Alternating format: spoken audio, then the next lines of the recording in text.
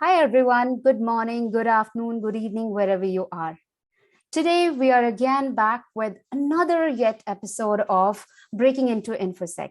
And this time, we have a very, very interesting topic, which talks about threat modeling. A lot of people who have no idea we will be discussing that today. And not just that, threat modeling is a very huge area which caters to multiple aspects of information security, not just application security.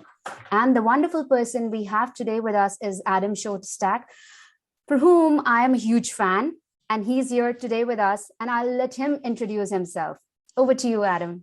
Well, thank you. It's a pleasure to be here. And so, by way of introduction, I've been in cybersecurity long enough that I can say I've now been in the subset that we call application security for 25 years. 25 years ago, I was doing some contract work at Fidelity Investments.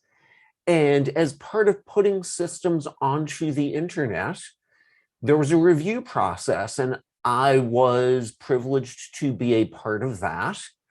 And since then, I've watched the field of AppSec grow and mature, and I've done a number of things. I helped create the CVE. I'm on the review board for Black Hat. I wrote a book on threat modeling, created a bunch of tooling to help people threat model, both as software and as a game. Maybe we'll get into that.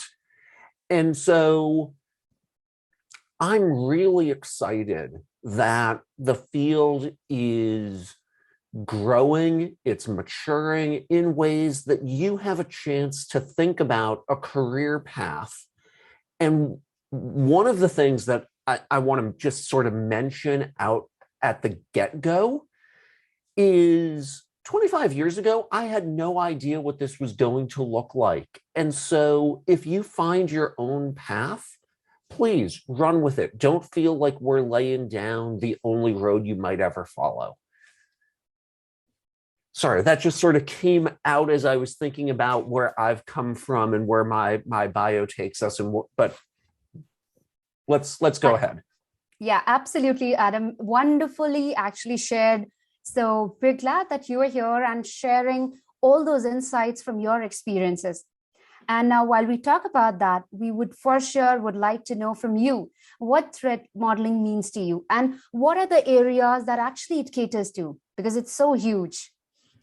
So threat modeling means a lot of different things, but at its heart is we're using models to help us think about security. And what that means is we abstract, we get rid of some details so we can see the big picture. And this applies everywhere that we work in security. If we focus in on the details and we say, well, this thing with CVE number 1 is different from CVE number 2, then we fail to see, for example, they're both stack smashing buffer overflows, and we might deal with them in the same way. Oftentimes, we narrow threat modeling, or we think about threat modeling as a part of application security, where as we're developing a system, as we're deploying a system, as we're building it out in DevSecOps, we think about 4 questions.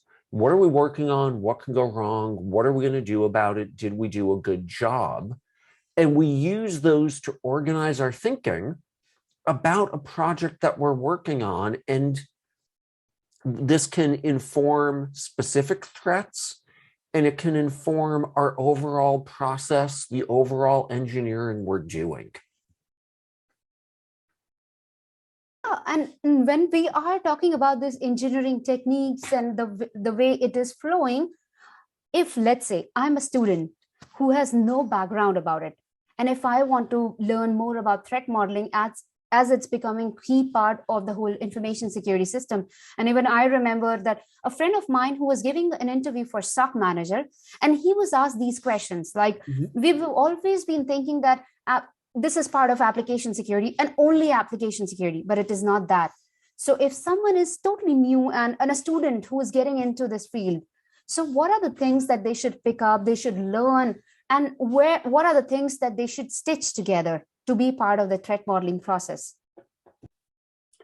So the first the first thing I want to say is there's nothing you need to learn, and there's everything you need to learn.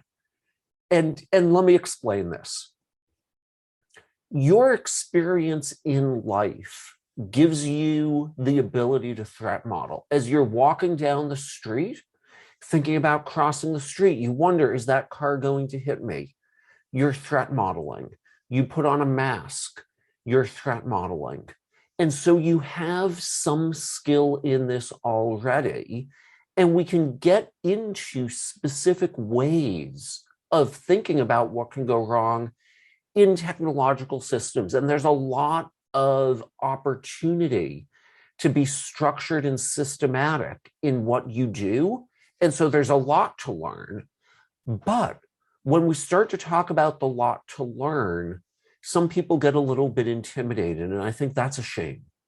And so I want to start with reminding you that you know this and just asking the questions. What are we working on and what can go wrong? Are the opening bids in your threat modeling journey? There's a lot that you can learn. There's a threat modeling manifesto that some of us authored. There's a book that I wrote, and the book is long, right? The book has a lot in there. You don't need to learn it all in a day or a week. But the book contains many specific techniques, data flow diagrams, stride. It talks about kill chains.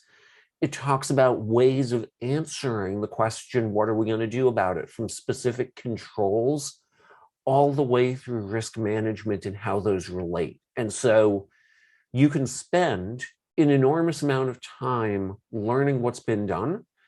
And there's a whole universe of things to be done. There are all sorts of contributions waiting to be made in how we get better at threat modeling, how we make the work more predictable, more accessible, more scalable. And so it can be a little easy to think that because there's this 600-page book on the subject, that everything that's been done or that everything has already been done. And I don't believe that for an instant. Yeah, absolutely. I totally agree with you that anything that is there, there's always a room for improvement, or there's a room where we can change things. That's how we have got new discoveries, new inventions, which actually talk about different aspects. And that's why, like you said, your journey of over 25 years. Now you are writing a book, you are changing the whole paradigm around threat modeling. You've learned all of these things in 25 years, and those things have even shaped up to become application security right now. Totally agree with you. Now, if I have to look at from a perspective that I am going for a role here, and now I have got a job here wherein I am a threat modeling person and I know bits and pieces of it.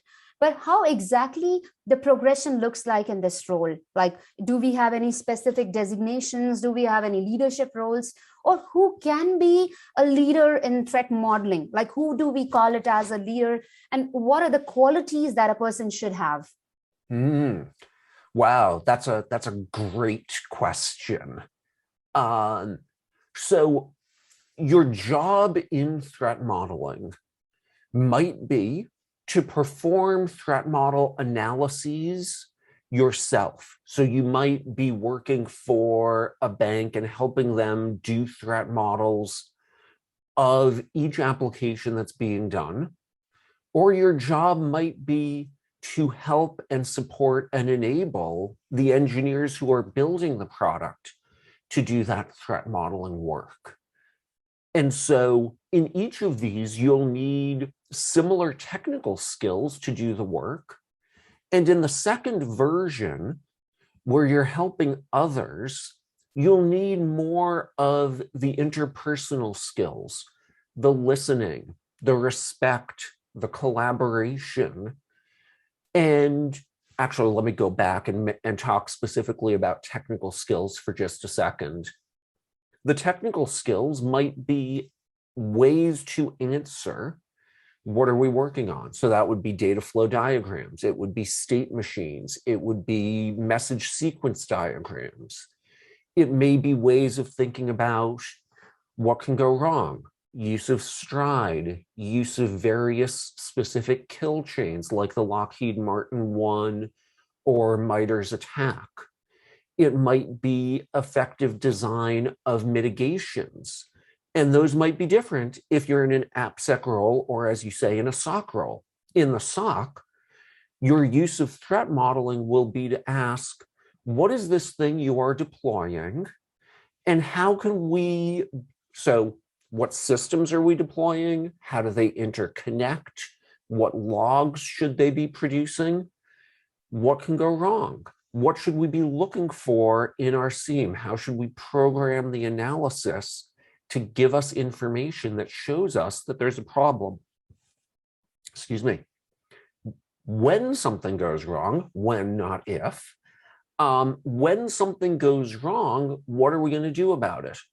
Who do we call? Do we shut the system down, or do we maintain it in some degraded state because of its criticality to a business process? And so the same questions asked of someone performing threat modeling feed into the AppSec engineer role, the product security or product delivery role, the product operations role. And I think you also asked part of a question about certifications. And we do not today have have threat modeling specific certifications. Threat modeling does play, for example, in the CSSLP, the Certified Software Security Lifecycle Professional from ISC Squared. And one of the reasons that it plays in other certifications rather than having a specific certification is over the last, say, 10 years, we've had a transformation in the way in which we threat model. And I've played a part in this, other folks have played a part in this, and the 4-question framework really enables us to get smarter about what we're doing. It allows us to think about the answers to those questions as interchangeable building blocks. And now that we have these building blocks, we can move away from these very, to use a software analogy, we're moving from monoliths to microservices. And when you do that, you enable agility, you enable business specificity, and it's also enabling a lot of experimentation. And this is a place where you can get involved. You can say, here's a new way to answer the question, what can go wrong, without having to change the way in which we answer or even specify the way in which we think about what we're working on or what we're going to do about it. And because of that, we've got these smaller building blocks. We enable new experimentation.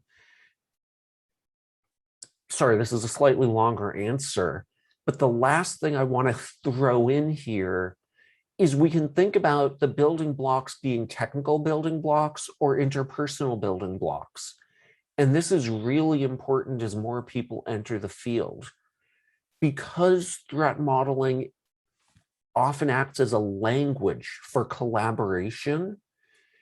The ways in which we think about it involve all sorts of organizational skills. They involve all sorts of interpersonal skills. And so this is a great place for people who want their focus to be a little bit different. There's a lot of places in security where people demand, for example, the ability to do reverse engineering, reading assembly code, or reading packet dumps.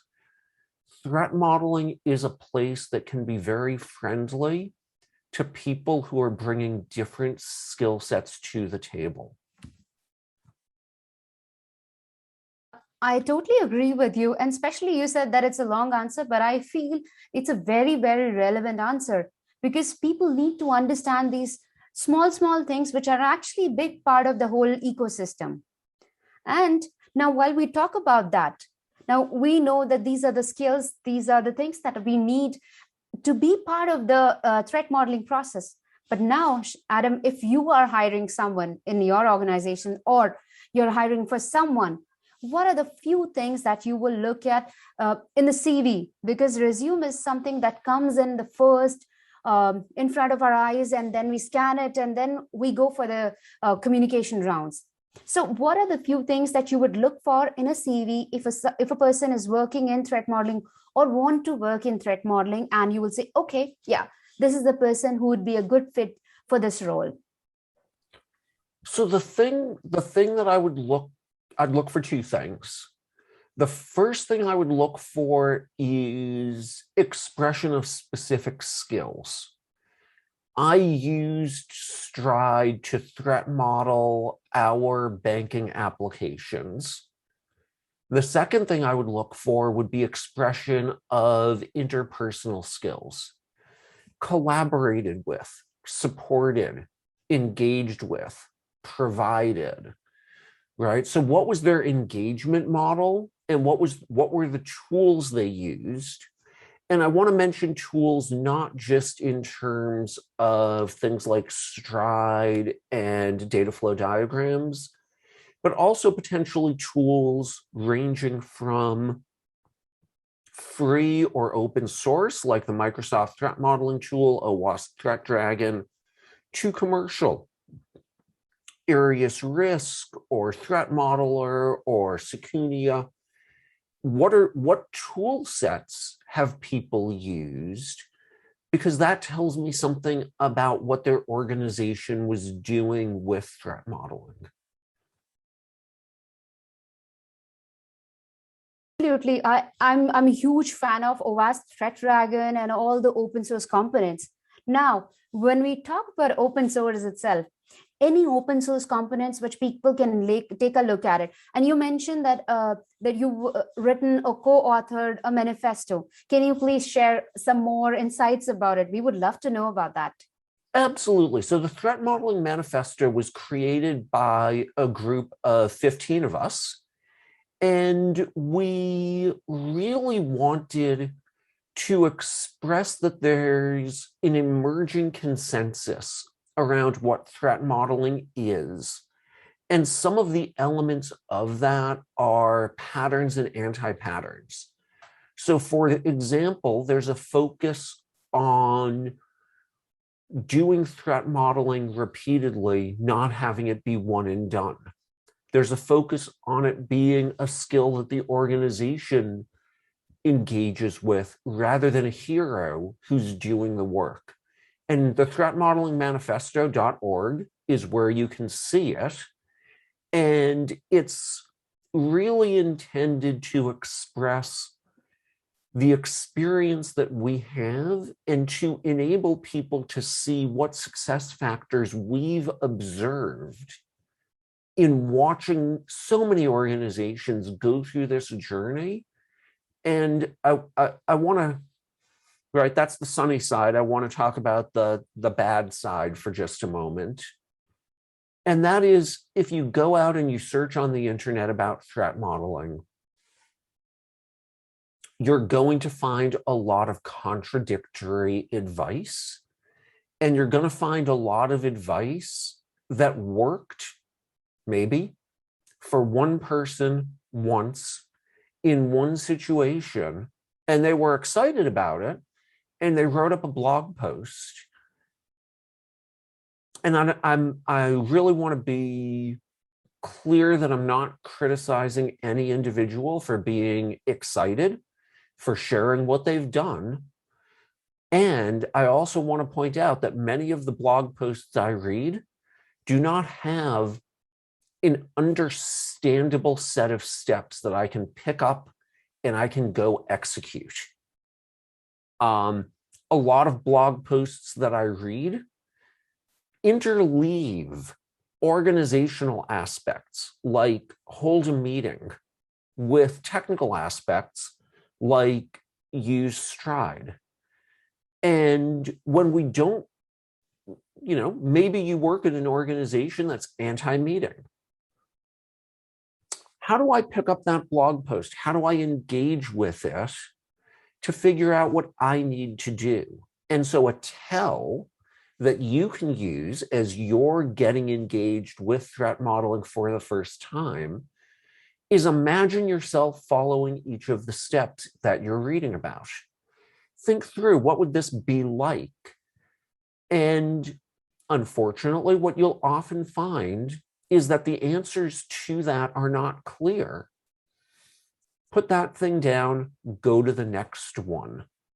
As you mature in your threat modeling journey, as you become skilled, as you're able to talk about as you're able to not only do the work, but you're able to talk about it, to share what you're doing and why you're making the choices you're making, you can go back to those blog posts and say, oh, here's a tidbit that's really valuable to me. But when you find yourself stuck, I want to encourage you to go back to the manifesto, go back to the 4 questions. The 4 questions are, what are we working on? What can go wrong? What are we going to do about it? Did we do a good job? They're at the top of the manifesto. And I created them as a way to help people focus on what they need to achieve to threat model effectively. But the thing I wanted to mention is the same thing will work and not work in different situations. The way that I was threat modeling with some big waterfally teams at Microsoft failed when I went from those big waterfally teams over to more agile teams. Same company, same process, different context. And so this is why I now focus in on the questions, because the questions, what are we working on? Big waterfally thing like Windows, CI/CD process with hundreds of shipments per day or per week. We can still address what are we working on. Yeah, I think that's amazing. And before we part, can you please recommend some podcasts, newsletters, or books, or even talks which you really like and feel people should look at? So I will mention that at shostack.org/resources, I've got a whole set of resources, getting started resources, the manifesto, my book, some videos that I've done, some things that other folks have done that I also really like. Izar Tarandak, I always mispronounce his last name. Sorry, Izar, I've been working on it for a long time and I still do it. But Izar has a talk I love called Threat Model Every Story. And the thing that I love about this is it represents his lived experience scaling at an agile organization and threat modeling every story. There's a great talk that I believe was OWASP Vancouver. So Javeen's talk on threat modeling at his company is a great view into a journey. There's a great blog post by Jim Gumbley on martinfowler.com about their threat modeling journey with some of their customers. And so there's lots of great resources out there. Sure. Thank you so much for sharing all the wonderful insights.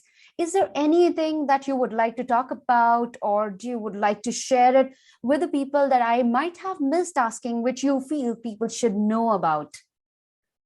You've done a great job asking questions. And the thing that I want to encourage people to do is to dive in and threat model rather than feeling that they have to know it all when they get started. It's a skill that is best learned by doing. And so pick up the manifesto, take the 4 questions to a project that you're working on, and see where it leads you. Sure. Thank you so much, Adam, for joining me today. It was wonderful to have you. And To come from a leader, it is amazing. Thank you. You're welcome. It's been a pleasure. And actually, very last thing I want to say is if you're reading this and you have some questions, the OWASP Slack has a great threat modeling community. Please join us. Any day, anytime. Thank you.